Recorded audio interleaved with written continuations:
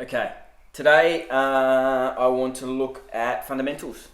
So I'm going to break this video down into a few different areas. First we'll look at my camera systems. I sort of have a range of things that I work with, and I think it's really important, at least from my perspective, that you understand that no matter what format you're working with, if you can find something in that format that you really are excited by or really like, that you sort of go hunting for that, and that's part of photography. So we're going to look at my camera systems, and then we can talk about I think just a basic lighting understanding could be quite good. Not, we're not going to go in and talk about studio lighting, like using softboxes or anything like that. That's all part of it, definitely. But when I mean fundamentals, especially for lighting, it's more about situational awareness. So we're just going to look in this little studio, homemade studio, house-made studio that I've got, and talk about the light and see how, just with maybe a few different shifts, a few different fundamental changes, you can achieve really quite different results, which is exciting for those of you with limited space. Okay, awesome. So I'm excited, obviously. So we'll start with camera systems.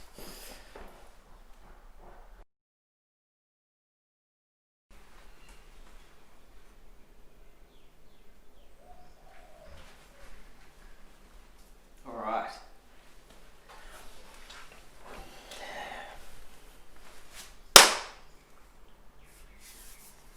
Fundamentals. Camera system. So I've got my camera systems here. We're going to walk through and I'm going to tell you a little bit about them, and then what I like about them and how I use them. So Mamiya RZ, we'll push in. You'll see it in a sec. So this is a digital version of this camera system. The first part was made in sort of the early 80s in Japan, and then phase one, a company out of Copenhagen, produces the backs. So this is my main working camera. How it's always been explained to me the best was, I'll do you'll see, I'll put the camera in there to show you what I mean. A great way to look at the RZ is to imagine that you're looking at the magazine page itself. That's always been the best way to understand why this is good. So what I always do, in the most cases, because this camera is really heavy, you don't want to be running around with it, I see people do that, and I'm not strong enough to do that. It's always on a tripod. So this is always something that stays stationary, and people interact with me and the camera. They do all the work, I suppose, which is a great way to do it. I'm going to show you the viewfinder here. I can just do it on my phone and pop it in. But it's a really beautiful format in that we're doing, so as you can sort of see there, see me on the screen. So it is very much, I'll leave this running. Is that going to work? No. How am I going to do this? I need another C stand. There,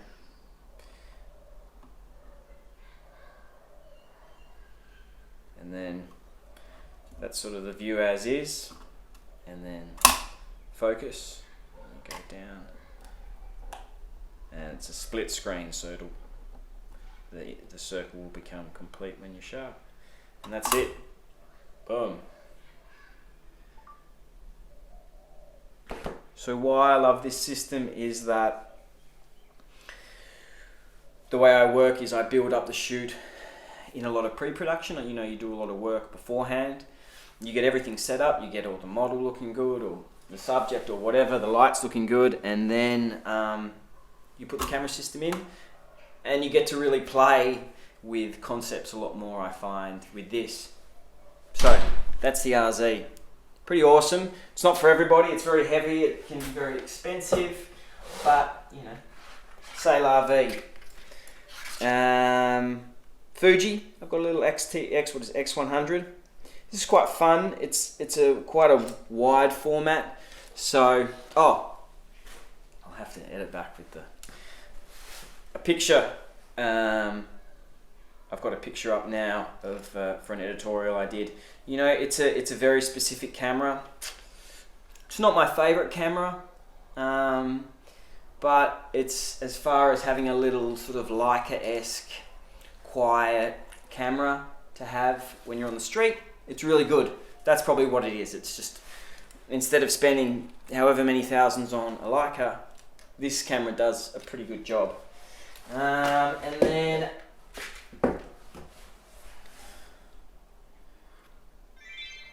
I also really love Nikon S33s. They're just a waterproof camera, like a kid's toy really. I just will show you what I took then.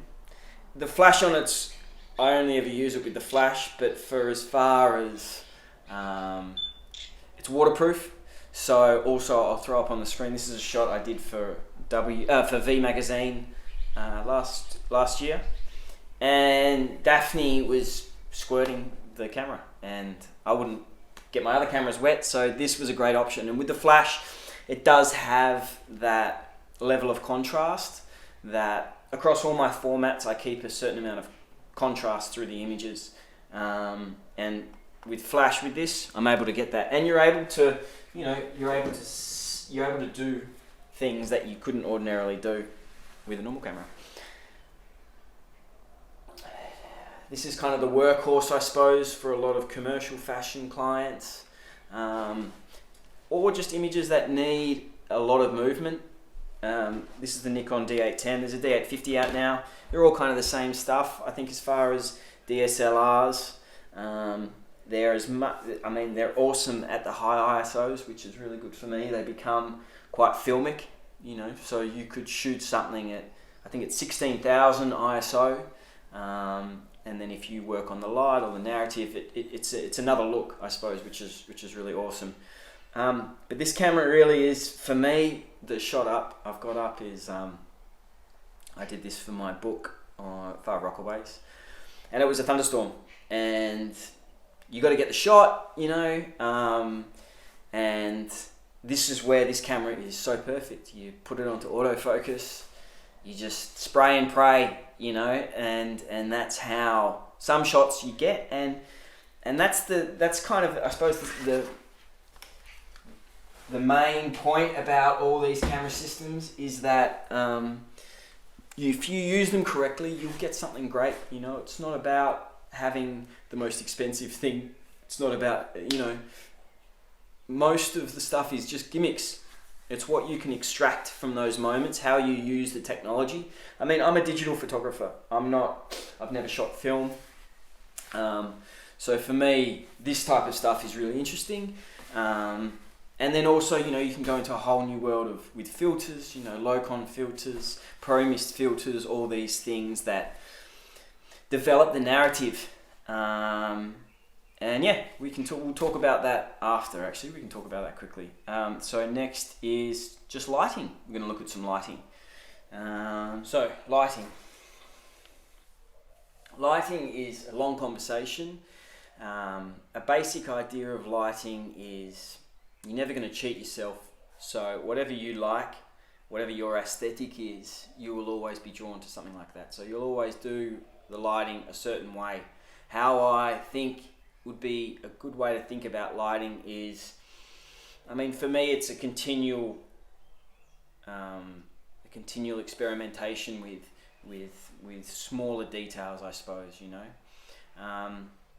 How I want to explain it today is more, there's global lighting and local lighting. So for the situation right now, you'll see on these two photos, I've got blacks each side, which brings in the contrast around my jaw and underneath my chin.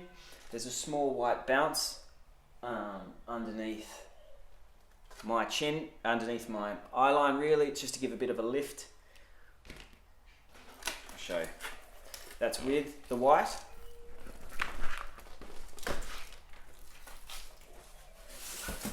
And without. With?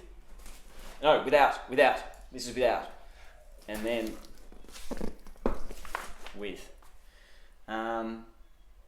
These are small, easy things to accomplish, but the more you know about how you like to shape light, the better. So, very simple. This is a daylight. You'll see up the top as well in the picture. There's a large skylight about halfway open.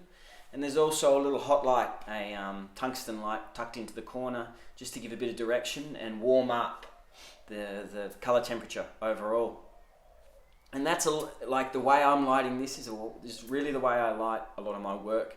I work in a very global way of lighting, meaning you try and light as much of an area as possible, so your area of play in the light is a lot greater.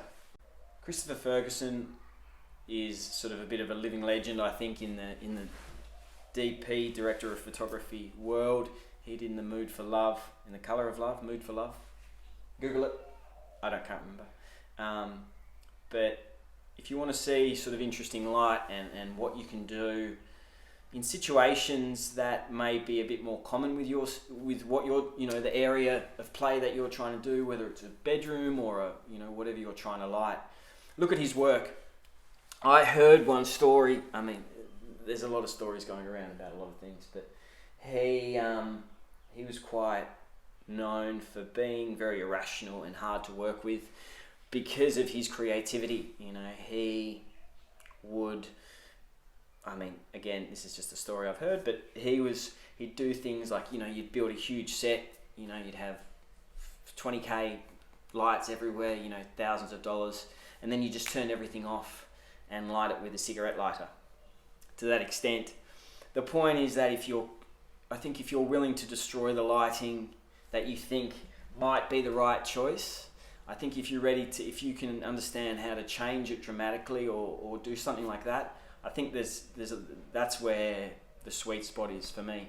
So what I'm going to do as well, just to show you something very easy about a situation, is that we'll have a look at the light coming through the other side of this canvas that I've painted. I didn't paint it, but on the other side of this, just to see a completely different scenario with the lighting, where it's just front lit, back lit, essentially, which is really the good shifts that you want to do. You want something to when you look at us, when you're trying to paint a picture, when you're trying to do something, if you can give yourself more visual stimulation, if you've got more things to react to, I think that helps the creative process dramatically in that, and people react to things, and if you can keep that moving. Anyway, let's have a look at the other side. Alright, so this is the other side of life, the other side of the thing, so it's quite beautiful, I think the other side is really pretty as well, but just to sort of see that, if you've got a nice curtain, the difference between shooting someone outside in the hard sun, going inside, and then seeing them backlit, is things that you should be constantly thinking of. Now, as we talk, or as I talk, I'm going to try and add a little bit of light in, just so we have something a bit more, bit easier to work with.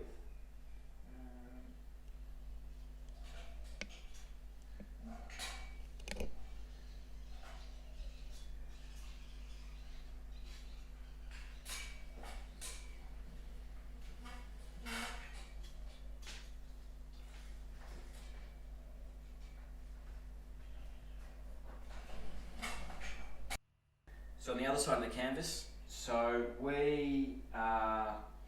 it was backlit when it starts, and from this point I've just added a bit of tungsten to give a bit of side light.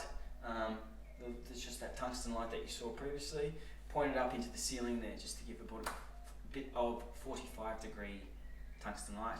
So this is a lot more narrative, a lot more story, this light, a lot moodier, if you want them more front lit and you're limited with your crew members. You just get the person to twist, if they're becoming too dark, this is the point about lighting, is getting the direction right of the camera and the lighting. So you're in this situation just to see a different thing, and if it becomes too dark, you just face the person into the light. You can bring the camera around here, see them a bit more front lit. You know, then if the background doesn't look right, you twist the background, and that's the shot. You know, it's really about workshopping through your own mind what you like, being drawn to what you like. And if you don't like something, it's not gonna. I think it will rarely change if you don't change the light first. You can get the model or talent bouncing about, or the still life, or whatever you're shooting, to try and work within this bad light, and I don't think you will ever get what you really want. So the point is really to focus first when you set up the camera, first when you're looking at a situation, just look at the light, and like I say, be drawn to, you know, definitely go with your gut on this thing, because like I said, you can't really cheat your own personal aesthetic. So it's really about focusing on seeing things you like, and if you don't like something, you try and change it, or you try and get rid of it. That's it. Hi guys, so that's it. That's sort of a basic look at photography from my perspective. With regards to camera systems, it's really going out there and what the system that you have, trying to find what is the successful, how you extract the best things out of that camera system, and try and repeat that and make that sort of a fluent thing with your visual language. And then you can move on to other aspects like lighting and location and makeup or whatever, you know what I mean? And then with regards to lighting, it would be about seeing the situation two different ways. I believe firmly that any location or studio, any situation with photography, the biggest strength that you have is trying to see something completely different from where you've been. Digital photography is free. I mean, if you're shooting film out there, it's only another roll, it's only another picture, but don't sell yourself short with time to not try something out of your comfort zone. As that's important as well. You'd be surprised how many successful images come from pure mistakes. Yeah, that's it. So I'm going to be putting some more videos on SES Worldwide, the YouTube channel, as well as it'll be on your school's Instagram feed. Yeah, check it out. I'll be doing another video after this on what to do when there's nothing to do, which is now.